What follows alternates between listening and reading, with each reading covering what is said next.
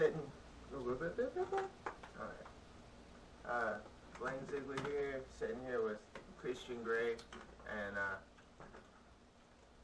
good friend of mine, co-songwriter, worked with me on the Life and Times album, actually co-wrote the song War on G, which is the first song on Life and Times, and then also the song Time, wrote the chorus in that.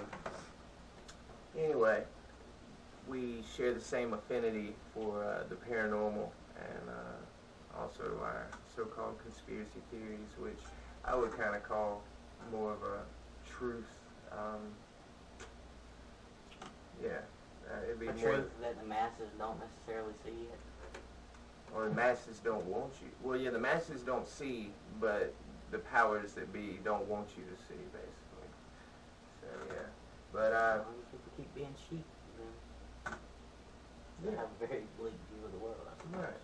Well, there's so many distractions, you know, and I mean, just think about entertainment, and now the news is just propaganda. That's all it is.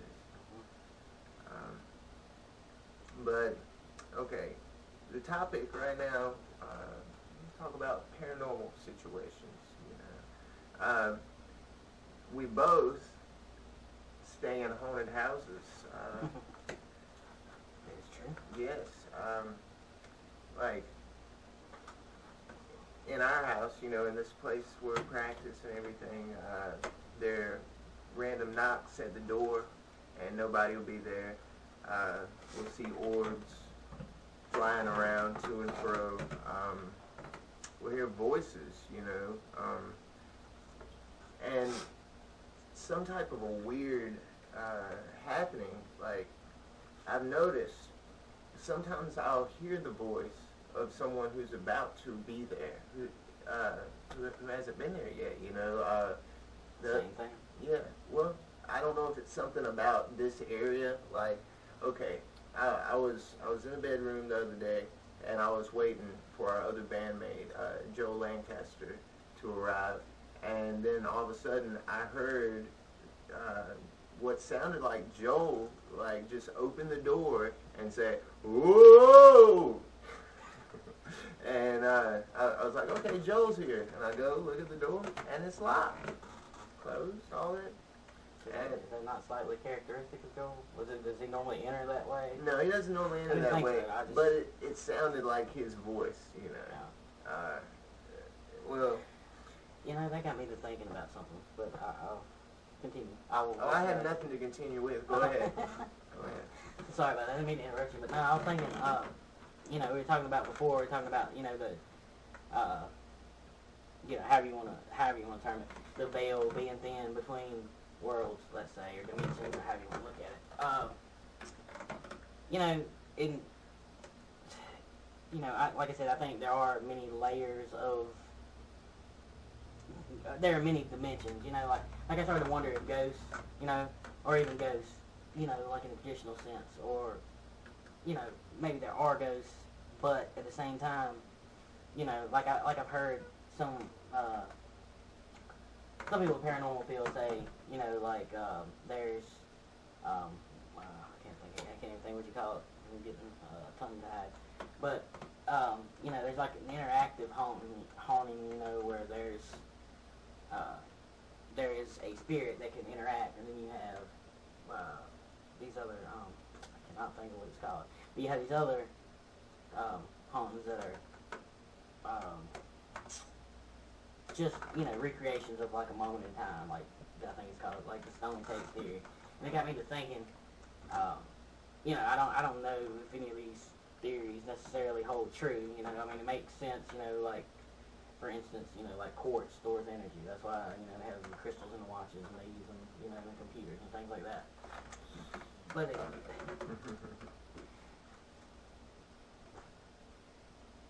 anyway, but no, it got me thinking, like, the stone tape theory, like, I'm not particularly sure, you know, how this building sets, or, like, necessarily everything it's made out of. But, like, it just got me to thinking, like, you were talking about, like, you hear voices of people you know coming in. You hear the door open. You hear keys jingle. You hear, you know, those types of things. But it got me to thinking. Like I've been thinking about it since last night. I guess. You know, when you came down, we talked about, you know, a little bit paranormal type things.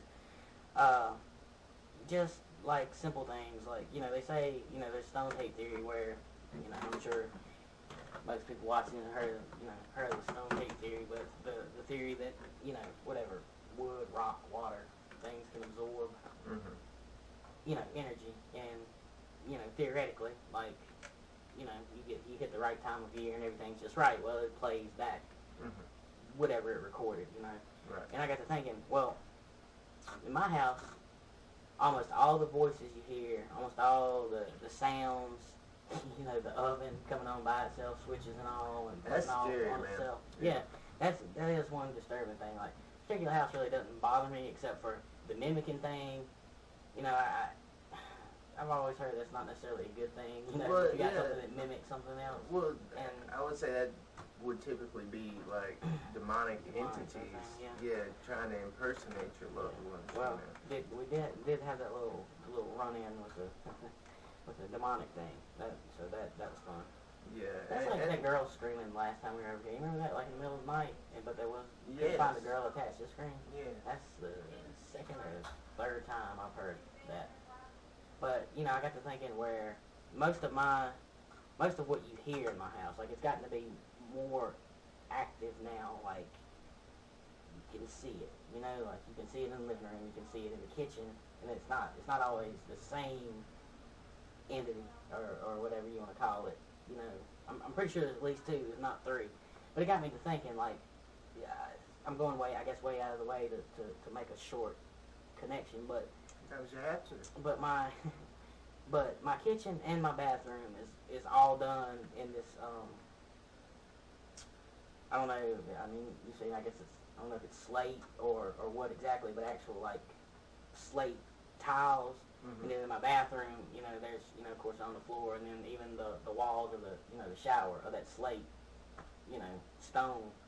And it got me to thinking, like, you know, maybe, you know, I don't know for sure, but you know, like that would be at least another way to look at it. Like maybe it's not necessarily something else mimicking people you know or whatever. You know, if the stone tape theory is true, let's say, and ironically enough, we have the most activity in the bathroom and the kitchen, which are, you know, sort of connected, I guess, in a way. I mean, you know, very close by proximity. Made me think, you know, if the stone tape theory is true, well, that's a lot of stone all over the floor and the walls and whatever. So I wonder if, like I've noticed, me and Beth have both noticed, like when she gets, you know, angry or upset too, but especially me, like if I get upset or angry, you start to hear knocking in the walls, and it's, you know, it's very distinct, like, sounds like somebody tapping in your walls, but it, you know, it's up in the corner, or it's, you know, there's nothing attached to it, and it's not like you know, it's a mouse, you know, whatever. But, you know, and I have seen things jump off the table in front of me a couple times, and, you know, I never really believed in, you know, psychokinesis or telekinesis or whatever, and I'm not sure if I do, but I do know on a couple occasions I have seen something lift up off the table, hang in midair, and just kind of shoot across the room. But anyway, my point is, if we are capable of doing that in any form, you know, in any form, if we're expressing that level of that energy, let's say, well, if the stone tape theory has any validity, you know, as far as those things, you know, retaining energy or you know, or trauma or whatever. If let's just say it wasn't the haunted house. Let's say it was me somehow, you know, picking up a tube of chapstick and throwing it across the room without touching it. Well, if I could exert that kind of energy, and the stone tape theory, you know, is true, well then it stands to reason that all those slate tiles could be sort of absorbing some of our emotions and our energy. Right. Because, you know, where she's been having the seizures, and, you know, I got a spinal injury last year and stuff like that. It's been, you know, we've had a lot of stress. So, you know, it just stands to reason that if there is any validity to it, it could potentially be that. as opposed to something mimicking us. Maybe it's our own voices playing back, you know? Well, there's more activity when there's stone or when there's water. Yeah. We have a leak under our house, which doesn't sound like much, but I actually went under there this morning, and like a quarter of our house, we got like an inch of water that just sort of Is it under the kitchen? It actually it starts under the bathroom. It's from the tub, I believe it is. We tried to fix the tub and tried to fix it. That's where I think it came from initially. But I mean, it's always wet in there and muddy most of the time. Mm-hmm. And I have seen, I've seen mud, and I know it's rained quite a bit. But even after I've seen it rain more heavy than this, and there's mud in the basement. But I've never seen an accumulation of water, like an inch, a couple inches deep, or whatever. And that's what you're dealing with now. Yeah. And I mean, like I said, I don't know. I know they say that about water, and you would think, if it's something that,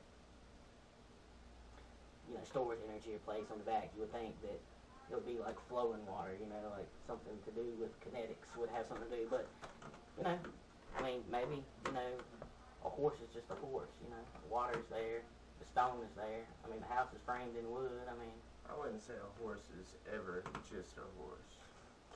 I mean, just ask the Trojans. I would say a horse is the composition of all of its cells, and when you get to the atomic aspects of it, I mean, you got millions, if not billions, of aspects working together, to hold this life form intact, and then you've got the genetic code, the genetic memory of it all,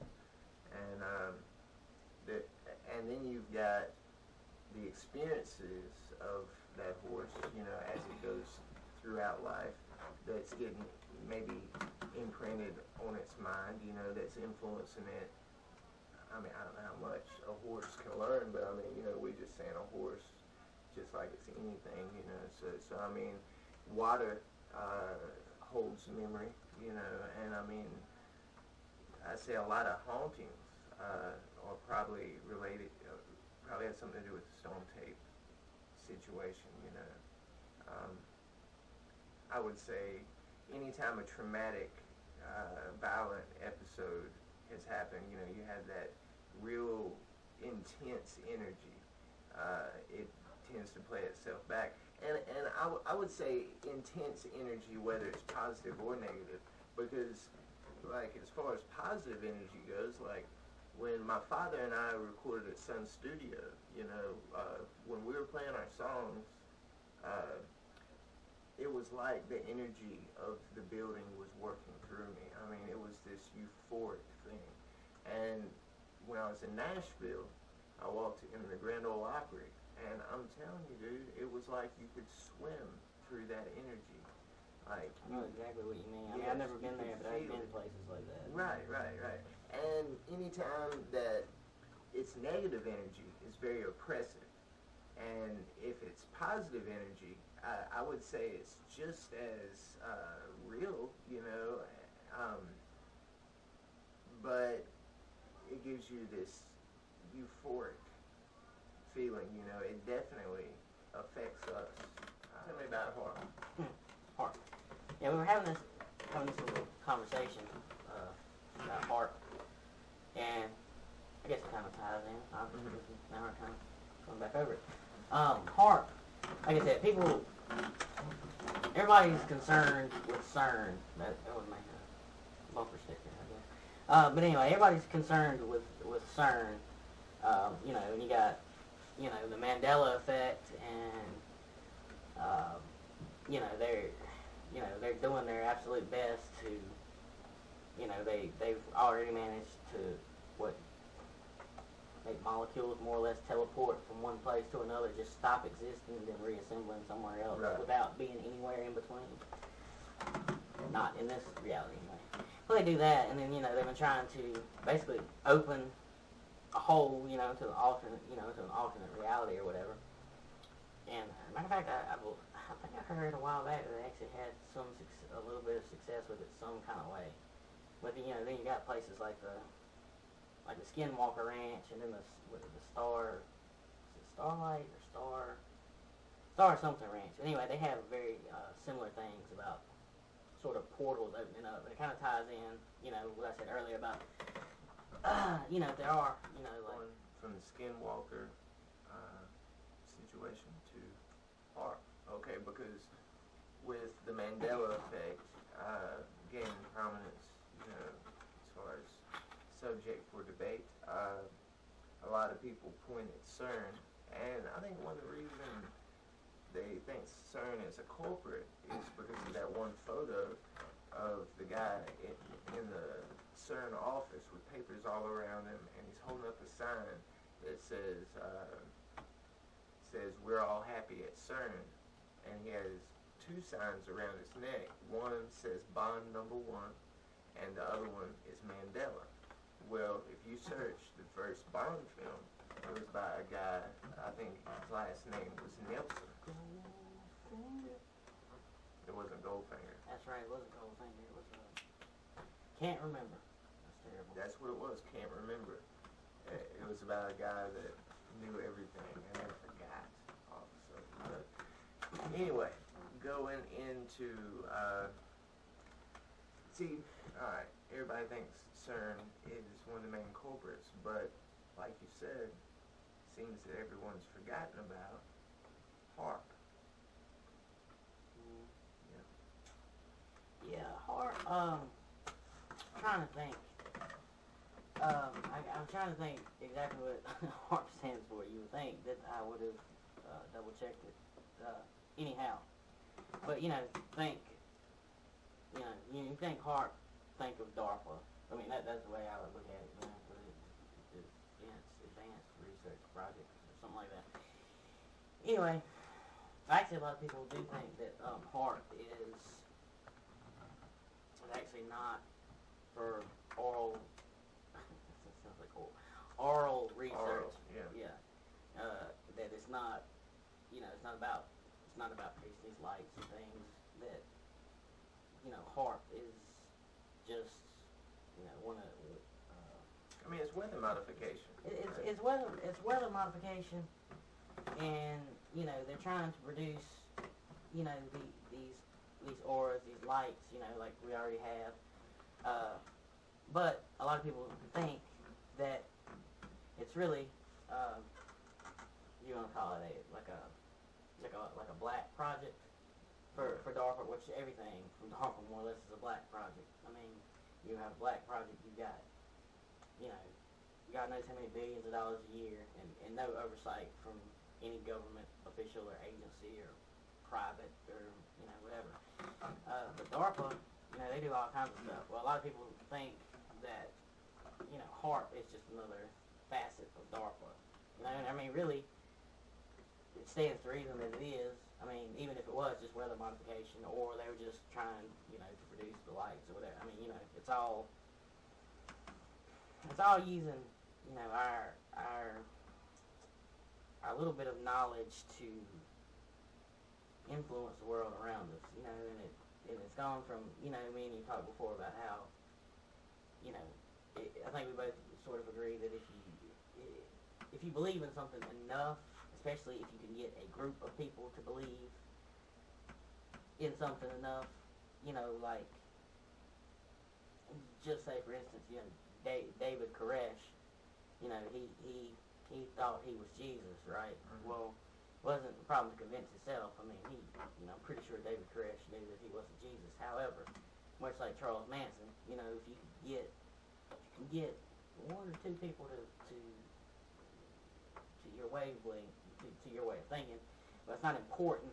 It's not really important that you prove. It's not like you have to, feed a village with a fish and a glass of water or something like that. It's you get one or two people to truly believe that you are what you say you are, and the hard part's really done because those people will convince other people, right. And it's just like how I was watching something about Charles Manson, and they were talking about how they were, they were all eating acid or whatever, and all of a sudden this new girl that comes into the group, and she's like, what who do you think Charlie is? What do you think Charlie is? What is Charlie's name? And the girl was looking at her befuddled, you know, like, and then, you know, one of them just sort of outbursts, like, you know, you stupid cow, like, man's son, he's the son of man. Charlie is Jesus Christ. Well, see, it's kind of the same thing, but, you know, it's just, I don't know, I guess it's just a different way of looking at it. I mean, it's all, if you believe in anything enough and you can get a small group of people to believe in it, I think you can, you get things to manifest, come Right. into fruition. Right. So, you know, kind of like I was talking about, you know, Barry Hill, you know, like I said, the Jeepers Creepers, man, you know, like, the two of us very clearly saw it, and, you know, for all intents and purposes, you know, you seen Jeepers Creepers, it looked like the Jeepers Creepers, man, which got me thinking about, you know, whether it could be a skinwalker, you know, from the Native Americans, or something to that effect, or, you know, another reality, or another, you know, whatever, but, you know, so we have, you know, everybody's all concerned about CERN, you know, currently, and they, you know, like we talked about before, you know, they do this and that, and, you know, they are, whether they've actually ripped a hole in space and time, you know, sort of immaterial, because like I said, I do know for a fact that they managed to move small particles, like, you know, from here to here, but really, that's not so interesting, you know, you can, well, it is, I mean, you know, you could teleport a particle, you know, but, however, the interesting part, the part I find funny is when it moves from here to here, you know, it's nowhere in the space between, you know, so if it was there and then it disappeared, but it showed up here, but it was never anywhere in our, you know, in our reality here, then, you know, where did it go? Did it go to another reality, or did it disassemble? It's like just like you the see on TV Star Trek room. and reassemble. It's just like the TV room, you know, at the Willy Wonka's chocolate factory. You know, all those particles go up into the atmosphere, you know, and then manifest somewhere else, you know. It really reminds me of the Montauk Project too, you know, how they were using, actually they had a brain, I don't know if it was a transmitter of thoughts in a way, but it amplified a person's thoughts, where you could go in there and anything that you thought of, it would manifest. You know, like they could think about a cold can of Budweiser, and it would manifest on the guy's desk. You know, like say by 3 o'clock the next morning or something like that. You know, it would be cold and taste like Budweiser and everything. You know. Where's that power at? Apparently that power ended up getting out of their hands because that monster was created, right? And they had to shut the facility down, and that monster, that beast that ended up terrorizing the whole facility might still be cemented into the structure, might still be down there locked in somewhere. Yeah, we were talking about Montauk. And I mean, the one of my heroes, man, is his name leaves me now. That main guy. you talking about like a scientist, or He was the guy at the Montauk. Preston Nichols. Preston Nicholas? Yes. Only thing that comes to my mind is Nikola Tesla, and I know he wasn't in Montauk, right? Although he probably had. See, Preston Nichols. So it was in there related somewhere, but Preston Nichols, you know, is like in his 80s now, and he's messing with radionics. You know, he's like, if you were to go to his facility, like basically he could use analog sound to give you music therapy, like real music therapy, you know. And I'd really like to get into radionics. I think we're gonna figure that one out, you know. Yeah. You know.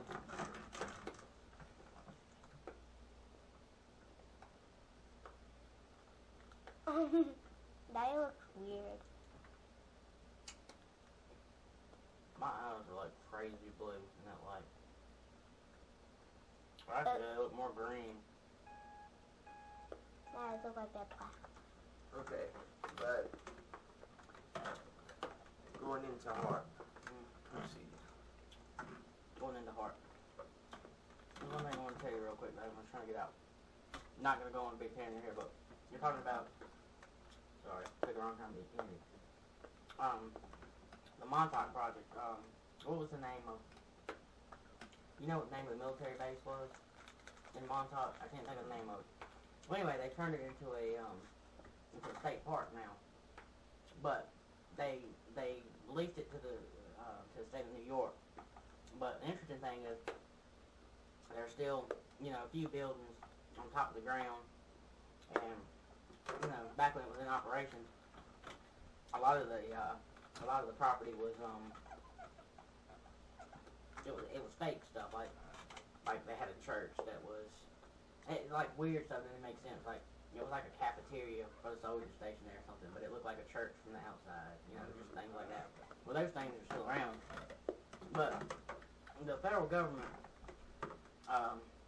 had the stipulation that this base, I can't think of the name of the base, but where the Montauk Project was, or maybe still is, you're talking about the thing that was released. I can't remember that part particularly, but like I said, I don't want to, not completely, I don't want to go off on a huge tangent. However, they did have one stipulation that they'll turn over the land to the state of New York, for use as a public park. But everything above ground is for the public. But the federal government still owns and has control of everything underground. And all of that base is underground. I mean, there's a couple buildings on, above ground that, are nothing. And there's only, with the exception of one, really tall building that's got this, I can't remember what type of radar. It's one of the first kinds of radar, but it has this huge dish, and it's, originally what it was supposed to do is pick up, so like the Russians come or whatever, it's supposed to pick up bombers or whatever, far off at, like, towards the sea, so you have time to react.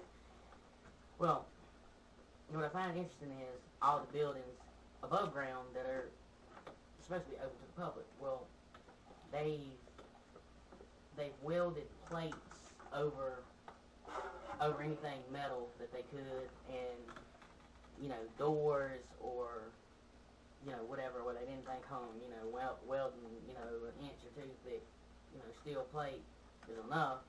They just poured concrete. So in some places, like the doors and the windows and stuff, I mean, you have slabs of concrete that are 3-4 foot thick that cover all the entrances to these places. And I just found it interesting that the federal government still controls everything underground. And this huge building with this huge radar emitter, or I'm drawing a blank, it has been seen to turn on its own by itself, but the place has been shut down for however many years, and I've actually seen videos of people that have went there and managed to break in or climb it or whatever, and they get to the top, and the radar dish itself is falling apart, but somehow the thing has turned, and it happened so much one year that they called whomever, fire department or whatever. Fire department goes in. They take a torch, I believe, and cut through the steel plate to get access to the building, because there is no access to it. You can't get in anymore. So they go in it, and they go up, to the room or rooms or what have you, where all the gears are, that would turn it, if it were on. But there's no power to the building at all, and it's very obvious to them that when they got there that nobody had been there. There's no way that this thing could turn, and it's locked in place. When they stopped it, it's locked in place. It's not like the wind was causing it to revolve. And then they have these couple guys that stay in an RV all the time. The only way you can access that park in a day, but if you want to stay there, if you want to do something interesting like explore or something like that, you have to get a pass from, I don't know, New York's Parks Department or something like that. And then it's still only supposed to be for, I think, 2 or 3 days at the most. You can stay there or camp. And they have parking lots, whatever, like for tourists, nobody's ever there. However, there are these two guys that always stay in this one parking lot in this, $200,000 RV, and they're, you pull up next to them and they pretend to be tourists, and, like, oh, where are you from? That's Always asking those see, you got questions. Florida plates there, and then, say you're going around to the back of your car to get, a tin out or something. Well, they follow you to the back of the car, Yeah. and they look in your car, and they want to know, and it's so blatantly obvious that they're, Government employees. they're government officials, and it's like, it's almost to the point of being creepy. You can even go to Google Earth and search for the face, and you'll see that RV there. It's been there for years, and technically it's not even legal. There's no way that you can stay there for that length of time. It's just, but anyway, that was, I try not to go too far off on a tangent, but I found that to be fairly pertinent in and of itself. But Harp, you want to just keep rolling with this one? Yeah. Okay. Harp, like I said, the government, I think, in my opinion, is everything's misdirection. Watch this hand, while this hand's going in your pocket taking all your money. I mean, everything is misdirection. Black projects, and, and as a matter of fact, I heard something the other day about the government has admitted to, from, I can't remember if it was the 50s or 60s, they know that they did it in I believe the 60s, the 70s, the 80s, and up into the 90s, and potentially still is going on, but they have admitted, like, for 30 years that the Air Force and the Army sort of joint went in together, and they created certain things, like they made lights in the sky, and they made things to look like spaceships, and they faked crashes, and they did all this stuff to, like I said, it's all misdirection, so for them to cover up their own black projects, they're like, people are paying too much attention, so what do we do to swindle them? Misdirection. So they create these things, and then they do them in such a fashion to where, a few people will see it at one time, or a few hundred, or a few thousand, and they're manufacturing evidence of aliens to keep us from seeing the newest spy plane or Right. the newest UAV or whatever. It makes me think about the Phoenix Lights. Exactly like that. Yeah. Very much like that.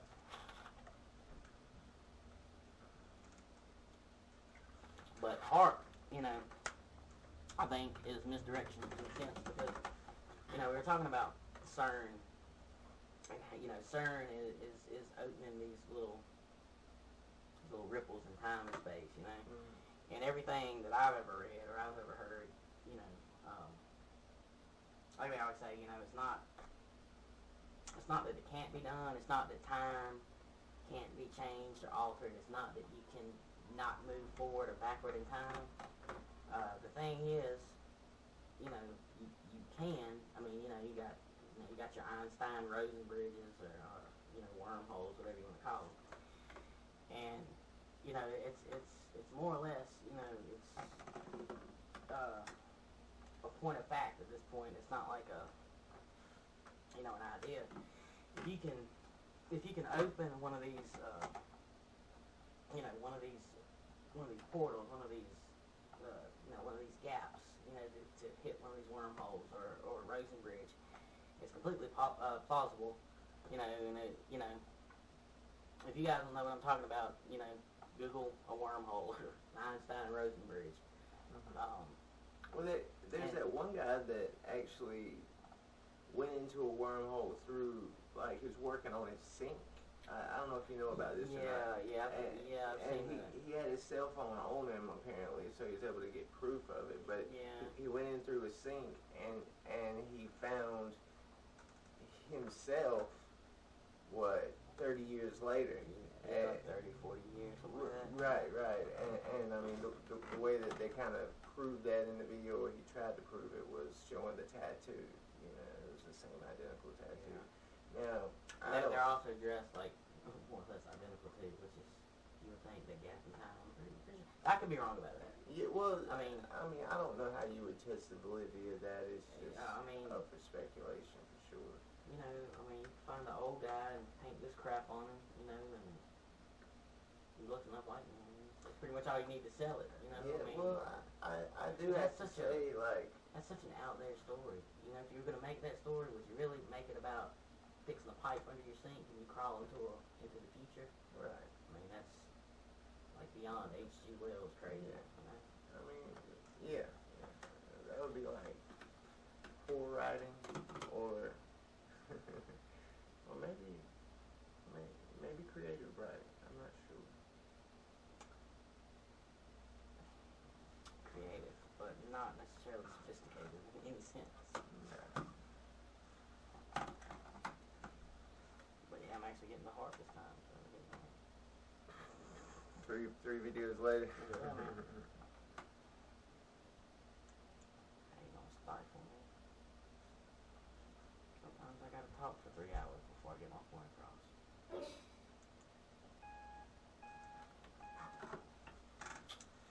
Alright, going back in the heart.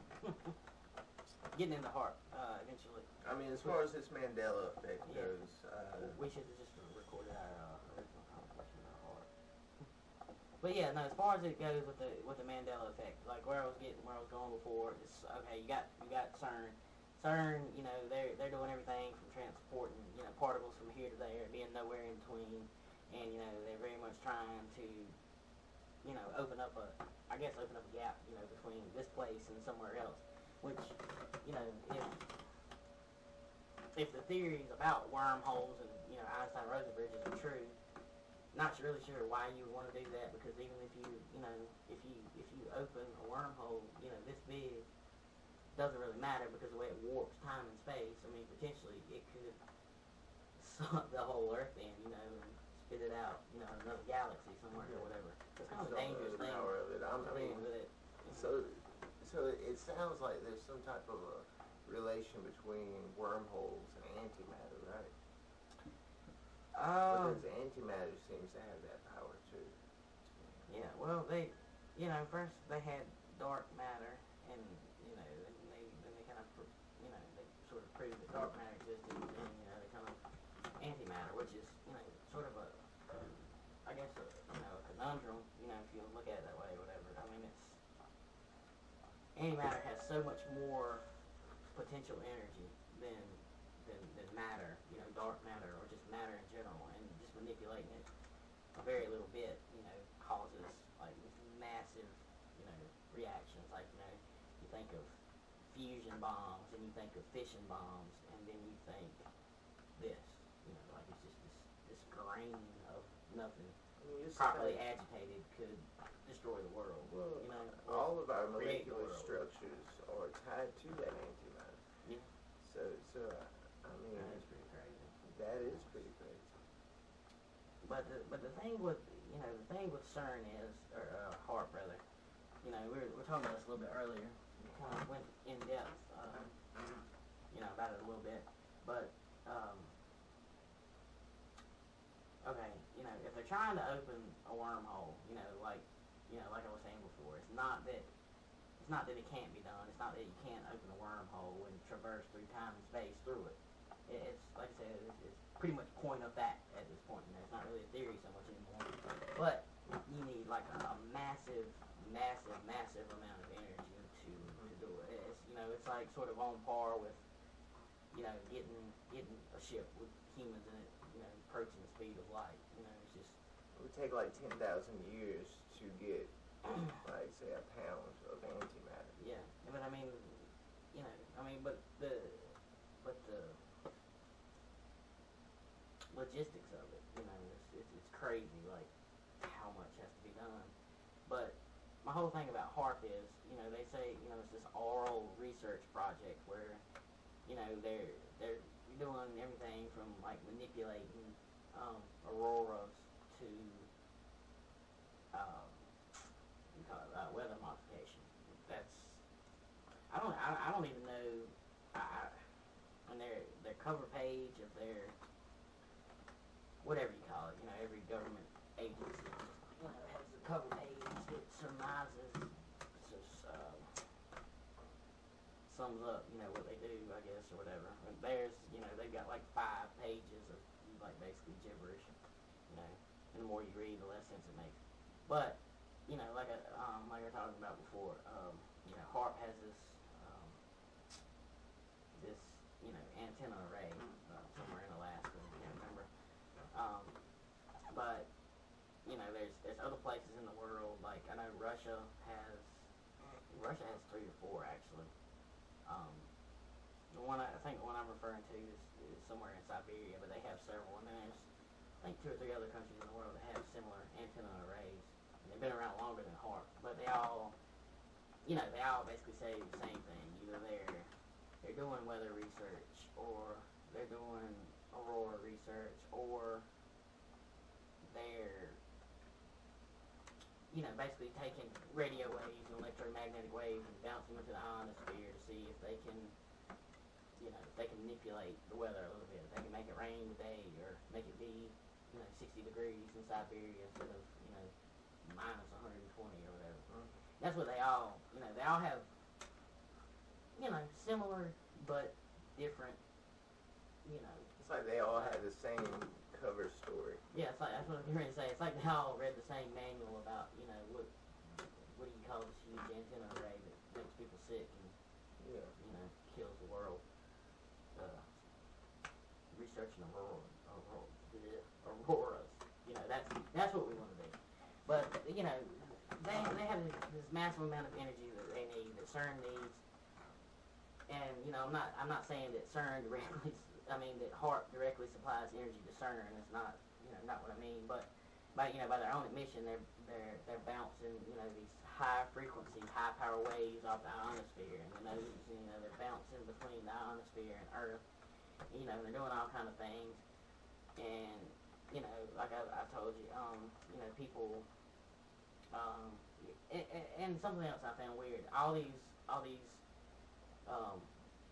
aurora research antenna arrays.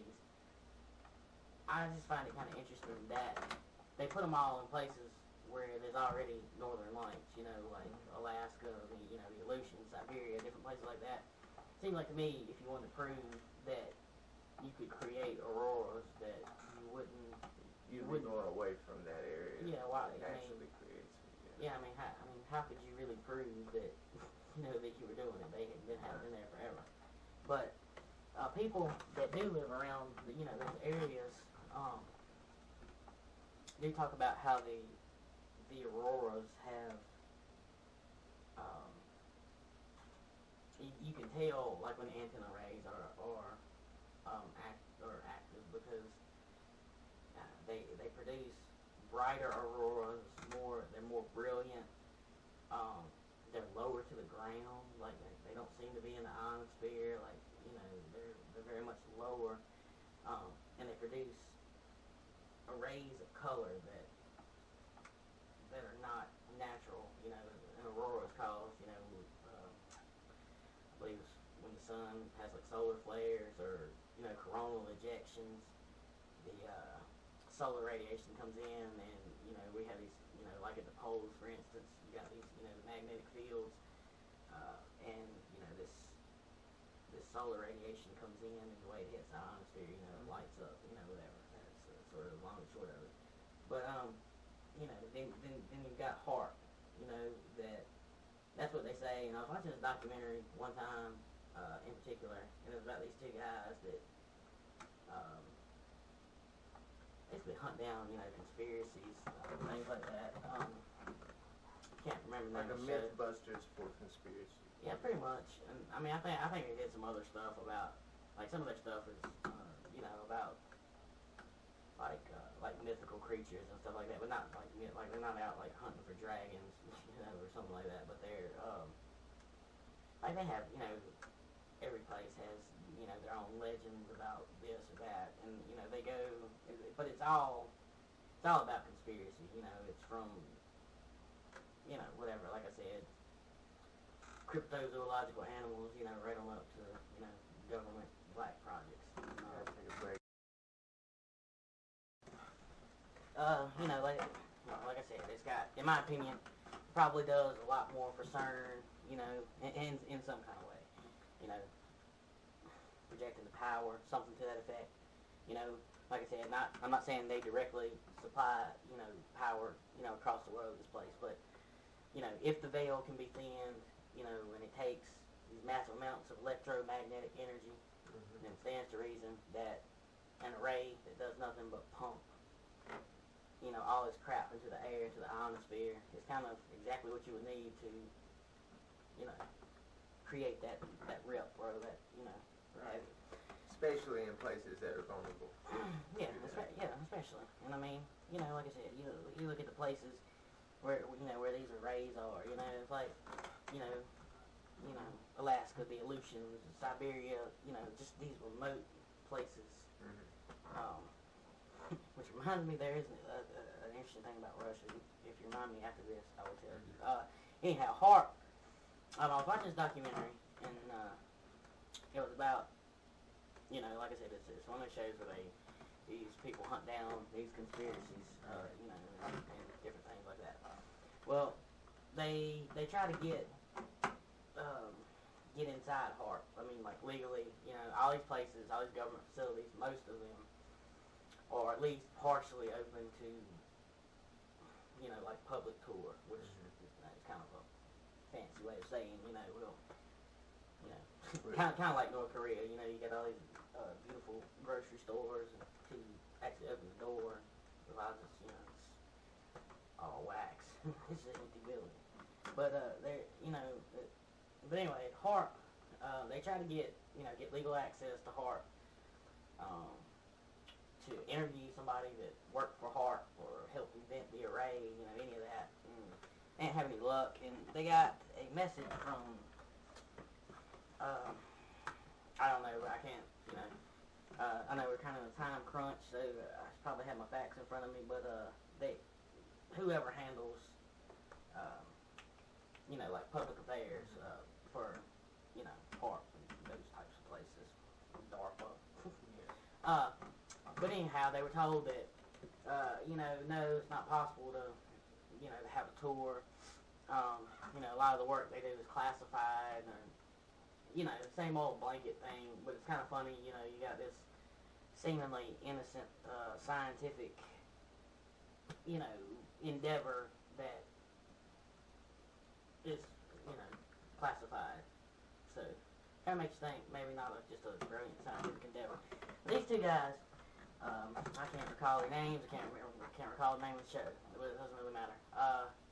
Anyway, you know, they try by hook and by crook, and so they're like, well, you know, we'll ride up to the place, because they've been told that not only was it not possible to go there, but that HARP had been shut down for, you know, some outrageous amount of time. Like, it had been down for like a year or two or something, and, you know, basically the government had, you know, cut the funding, closed the doors, and, you know, that was the end of it. Well, they get there, you know, they get up close to the gate, and they park, you know, I don't, you know, maybe 50 feet from the gate, probably not even that far. And they get out, and, you know, I believe it was a cameraman with them, if I'm not mistaken, but, you know, you have this one guy that's real gung-ho about, you know, oh, we're going to go in there, we're going to see what's going on, you know. He's like, you know, at the same time, you know, they tell us that, you know, the project is closed down, and there is nobody here, so, you know, it's not necessary, you know, it's not, I guess, in the government's eyes, it's still, you know, you committing the crime. But, you know, to them, you know, not so much, you know, it's an empty, you know, there's, you know, abandoned military bases everywhere, you know, Montauk, like we're talking about. But, anyway, so they get up to the gate, and this one guy's all gung-ho. Well, he goes up to the gate, you know, and he's fine. He's, you know, he's going to go in that gate, and he's going to walk down to the array and the buildings, and he's going to see what the hell's going on, you know. Kind of like very Jesse Ventura-ish in the conspiracy show he had. And I mean, he wasn't freaked out by it in the first place, by even the concept of going in, and the other guy was. Yeah. I believe, unless I'm misremembering it, but you know, my memory is pretty sharp. That the guy that really didn't want to go so much, he you know, he went on to the fence, but he was a little a little jittery, a little nervous, really. Well, he, the guy that's going code, he's fine. But this other guy, he starts getting towards the gate, and he starts to feel a little bit of vertigo, and he's like, maybe it's just, it's cold here, the air is thin, just trying to explain it off. And I don't think he ever actually even makes it to the gate. He gets about 3 feet from the gate, and he gets so dizzy he can't hardly stand up. So he kind of goes down, and he throws up, and he's just sick, and he can hear this sound in his head like somebody is taking a pickaxe and trying to tap their way out of the skull, and he's just writhing around in agony. Well, the cameraman, I believe, if I'm not mistaken, I believe the camera had a little bit of a glitch to it too. We were talking about earlier. I'll get to the other part of this, but anyway, the cameraman and the gung ho guy decided, that there's something going on. This is more than anxiety. That's what they thought at first. But I mean, this guy's just crippled with mind-numbing pain and nausea, what have you. So they get him in the car and take him. Well, firstly they're just trying to get him away from the array, I guess, and whatever. They got him once they got him back to the hotel. Actually, they took him to a hospital or a doctor, I believe, and he was basically cleared, but they could tell that he was in distress. They just couldn't figure out what from, exactly. But later on, they interviewed the gung ho guy. Interviewed this guy who claims to have been abducted, and he claims that he. And when I say abducted, like, you ever seen the X-Files? I imagine that's more like what he's talking about, not like an alien abduction, but he's abducted as if they were aliens, but they're not. They're give anybody enough drugs and put the right light to them, and make them think anything.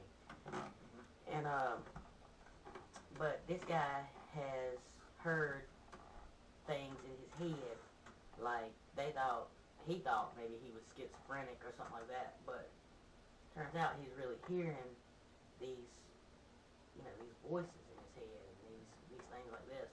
And at first he thought, it was the aliens, and, it occurs to him, it never really was aliens, it was people, so there's got to be something to this. So he starts digging into it, finds other people who've had similar experiences, and while he's talking to this guy, I can't remember how he figured it out or whatever, but anyway, this guy, he said, I know this is going to seem silly, and, you see it in, movies and TV, like Signs or whatever. He's like, but I found that, a thin layer of aluminum foil, in my hat, or on my hat, whatever. So I try to put it in my hat, so, it's less conspicuous. But that, it seemed to him that ever since that he'd been doing that, these migraines stopped, these voices in his head, all this stuff. So this gung ho guy, he keeps that in mind. They go back, him and the other guy, cameraman, and they rent charter a helicopter, private helicopter. And Hart is, like most military bases, Air Force bases, what have you, they, restricted airspace, above them. And plus, where they're throwing up this electromagnetic or microwave, whatever kind of radiation it is, potentially it could, make a plane fall out of the sky. Because they're all computer controlled, electronic, whatever. Malfunction either way. And so they rent a helicopter, and this guy's like, we only have a certain period of time. I mean, not a certain period of time. We only have, we can only get so close to the airspace. We can't physically get over the airspace, because it's, it's a big no-no. Even though the place is supposed to be closed down. Mm-hmm. But they get to it, and that reminds me, I wanted to tell you something about the voices. If I'm not mistaken, on the drive there, the radio, I could be misremembering, this might be from the Skinwalker Ranch. I can't remember. Yeah, it was the Skinwalker Ranch. Because the radio was like, do like, not go, yeah. 666, Satan, and all this other But I stuff. believe it was something sort of similar to that, if I'm not mistaken, about this. Because you're seeing the correlations between the two. Yeah. And So they get this helicopter and they fly as close to that no-fly zone as they can absolutely get. Well, they almost get as far as they can get. The guy with the foil in his hat, strangely enough, he's not affected. He's cool. The guy that had been affected before, same kind of thing. Starting to get vertigo, starting to get sick, his head's starting to pound. And about that same time, it's a brand new, some sort of expensive DV camera, just outrageously expensive. But it almost looks like an analog camera. Like when they start to get close to HARP, which is closed down, these like lights on the ground start lighting up. Spotlights start to come on. Like there are people there. And they're obviously watching their airspace. And they get close. That guy starts getting sick, what have you. And about the same time, they try to edge a little bit closer, and his camera is looking like like an old, I don't know, VHS camera or something, that's with the tape that's been recorded. You start to see lines and static form, and the audio is dropping, and it's pixelated, and it's obviously some electromagnetic or microwave, some kind of radiant energy is affecting, right. And their mics, you can hear their mics squelching and stuff like that. Well, this guy, he gets a warning on his helicopter. That's, if you ever hear a low terrain warning on any aerial vehicle, it's not good. But this particular one, you got this almost sound like a fire alarm going off, like, it's just for a couple seconds and it stopped, and they think they're okay, so they edge a little bit closer, and then everything, gyros, compasses, altimeters, everything, starts spinning, starts moving. How they talk about like Bermuda Triangle, and you go across it or through it, and right. Everything electronic just messes up. Well, that's what's going on, and it gets so bad that the helicopter pilot, he's getting, his panel is lighting up like Apollo 13. It's that bad, like just warning, and all that stuff's going crazy. Well, the helicopter starts to buff it, like it's starting to rattle, and it's starting to pitch, on its own accord. Like for a minute he lost control of the rudders.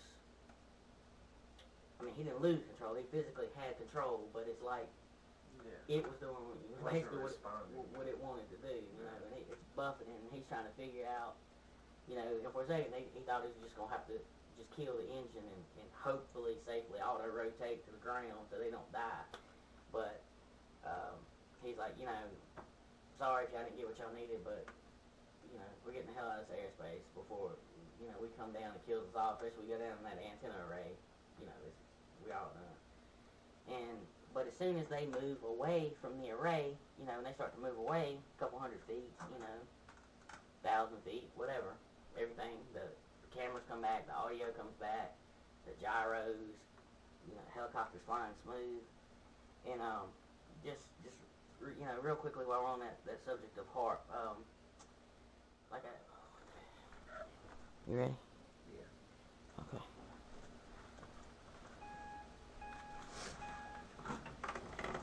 This leads me to this other part. Like I said, and I can't remember if it's the same show or it's another documentary or something other I watched. Similar thing though, just conspiracies, unnatural things, mysterious disappearances, I believe is what this particular show is about. And I equate it with HARP. I believe it was fairly close to HARP, but they were talking about how where it's an oral research program. One of their main goals is trying to recreate the Northern Lights, and which they've done. And like I said, people say you can tell when it's active, because the lights are more brilliant. Auroras only occur in like 3 or 4 different shades of color. But these that HARP is making, they come out all kinds of colors, like rainbows of colors, and it's just not a natural type thing. And people say, well, some people say the auroras themselves tend to drive some people mad, like they can't deal with it. Well, that kind of brings me back to another point, like MK Ultra and things like that. Well, think about it. HARP is bouncing all this crap into the ionosphere. So let's just say if an aurora can make you, can make you hallucinate or make you lose your mind or make you stumble off into the wilderness. Let's just say that it can. Well, what does a souped up government version of that do? Right. And this particular time, and the reason, like I said, I equate it with HARP is this guy was up on a mountain, and he had some kind of expensive camera or telescope, whatever. He's rather famous, particularly for just photographing the northern lights in different different places in the world. But he said this night there was a full moon, and the reason he went up the mountain to do that, that he, I mean, there's always northern lights, but I guess he just happened to be set up there that day, or I don't know exactly, but he, the reason like I said, I think it was fairly close to HARP, but the reason I equate it with HARP is how he was talking about how that night he had never seen such colors in the auroras, and they were lower, the lights were a lot lower than they normally were, and just... He was seeing a synthetic aurora. Yeah. Did he know that he was seeing a synthetic aurora? I don't think that he did at the time, but I believe he started to suspect shortly after that he may not have known exactly what was going on, but he, at this point, he had a pretty good idea that, whether it was HARP or whether it was, just an old illusion, fairy tale come true, or, whatever. But he's going down the mountain. He's done shooting the auroras, and he's going down the mountain. And he sees this girl walking towards him. He doesn't really think anything about it. But she just kind of shoulders into him, like, kind of like she didn't even see him or something, and kept on walking. And, at first it didn't immediately strike him as, strange, but then he got something just in his head just clicked, or he said something, something didn't feel right, and that's another thing that kind of makes me equate it with HARP. He's talking about how, like, the hair on the back of his neck and his arms stood up, right? Like electricity in the air, and he couldn't quite figure out, but he figured out that something was wrong, that's what he equated it to. So he turns around, hollers at the girl, a couple times, "Are you okay? You need help." She doesn't respond, so he catches up to her, physically catches her, and grabs her, like, are you okay? You need some help. And she looks at him, and he said her eyes were glazed over, her pupils were dilated, and her eyes were glazed over like, like a zombie or something like you see in a movie. That's exactly sort of the impression I got. And he said she never did answer me. She really wouldn't respond.